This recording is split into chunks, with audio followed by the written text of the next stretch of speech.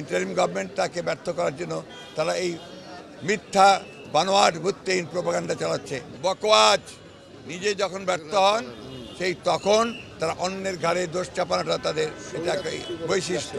যে নতুন যে একটা বৈপ্লবিক সরকার, নতুন যে ইন্টারিম গভর্নমেন্ট স্থাপিত হয়েছে, অন্তর্বর্তীকালীন সরকার, সেই অন্তর্বর্তীকালীন সরকার সমর্থ হবে বাংলাদেশের যে ক্রীড়াঙ্গন, সেই ক্রীড়াঙ্গনকে সঠিকভাবে সামনের দিকে এগিয়ে নিয়ে যাওয়ার, এবং আমরা তাকে সর্বাত্মক সহযোগিতা দান করব। একই সঙ্গে আমরা এই কথা খুব স্পষ্ট করে বলতে চাই যে বর্তমান যে ইন্টারিম গভর্নমেন্ট আছে, সেই গভর্নমেন্টকে বাংলাদেশের ছাত্ররা শুধু সহযোগিতা নয়, তারা এটা এই আন্দোলনের নেতৃত্বের ভূমিকা রেখেছে। রাজনৈতিক দলগুলো আমরা দীর্ঘ 15 বছর ধরে আমরা ত্যাগ স্বীকার করছি, আমাদের অসংখ্য নেতাকর্মী প্রাণ দিয়েছে, এবং আজকে এই আন্দোলনে আমাদের ভূমিকা ছিল অত্যন্ত গৌরবার্জন। তাই আমি অনুরোধ করব ইন্টারিম গভর্নমেন্টকে যে অতি দ্রুত নির্বাচনের জন্য একটা ক্ষেত্র তৈরি করা এবং সমস্ত বিপদগুলোকে কাটিয়ে সত্যিকার অর্থেই একটা মুক্ত বাংলাদেশ নির্মাণ করার জন্য যত তাড়াতাড়ি সম্ভব তারা একটা নির্বাচনের ব্যবস্থা করবেন। নির্বাচনের মধ্যে দিয়ে জনগণের একটা সরকার প্রতিষ্ঠা হবে।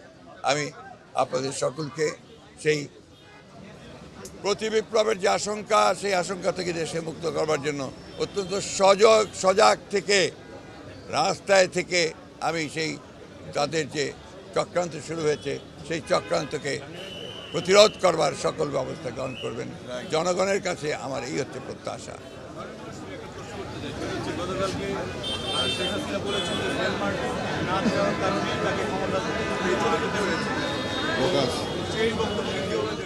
বকওয়াজ নিজে যখন ব্যর্থ হন সেই তখন তারা অন্যের ঘাড়ে দোষ চাপানোটা তাদের এটা একটা বৈশিষ্ট্য। আমরা স্পষ্ট করে বলতে চাই, এটা ছিল ছাত্র জনগণের নাগরিকের একটা স্বতঃস্ফূর্ত গণজাগরণ। সেই গণজাগরণকে সুসংগত করাই এখন আমাদের একমাত্র কাজ। শেখ হাসিনা বলুন আর অন্যান্যরা বলুন, তারা সবাই এখন এটাকে বিভ্রান্ত করার চেষ্টা করবে। জনগণের কাছে আমাদের আবেদন, আপনারা কেউ বিভ্রান্ত হবেন না, অত্যন্ত ঐক্যবদ্ধ থেকে এই যে মুক্তি হয়েছে গণজাগরণ সৃষ্টি, তাকে সুসংগত করার জন্য কাজ করুন।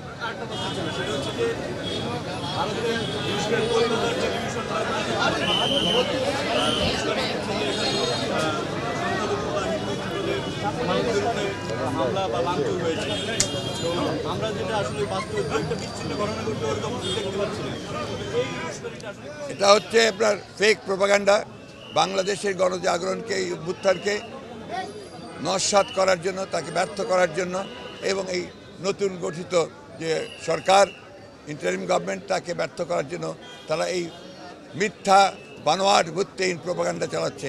তবে আমার বিশ্বাস বাংলাদেশের মানুষ এবং বিশ্ব জনমত তারা কেউ এটাতে বিশ্বাস করবেন না।